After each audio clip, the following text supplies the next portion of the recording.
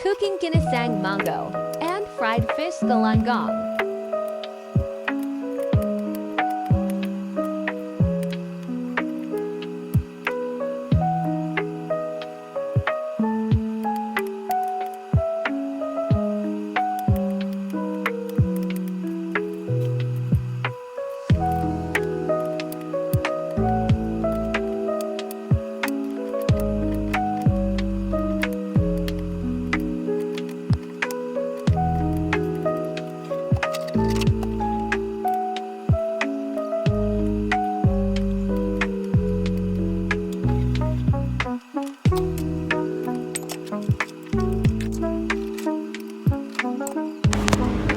Painit po muna tayo ng ating paglulutuan.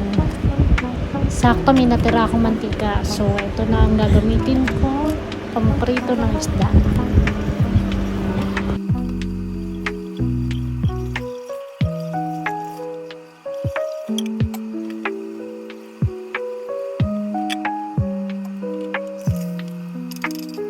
So, ilalagay na natin ngayon ng bawang. Start sa bawang tayo. After, isunod na natin yung sibuyas.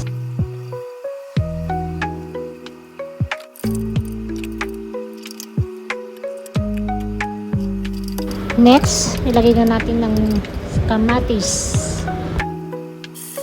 So, sakto, mainit na yung mantika dito. Ilalagay na natin yung isda.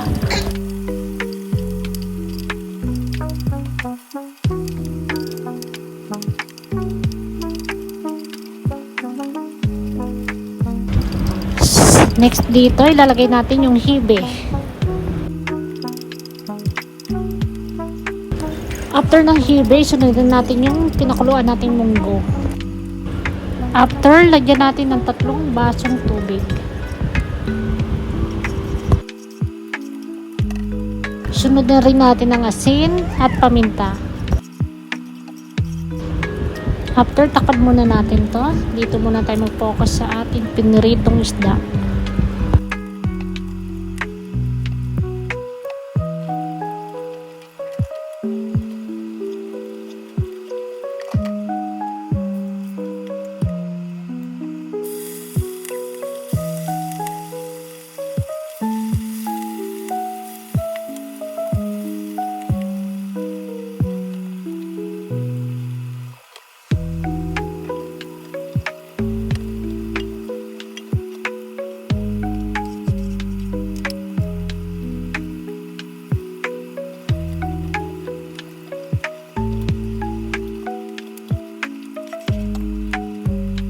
Sakto kumukulo na siya.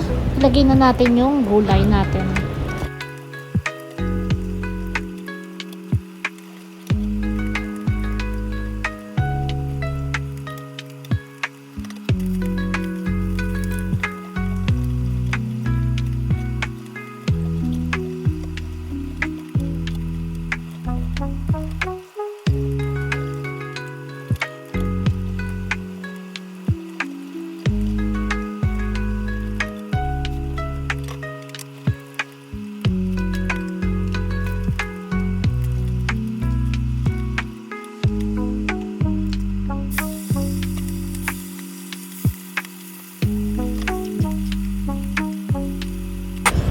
Then, maglagay tayo ng magic sarap, pampasarap ng ating niluto.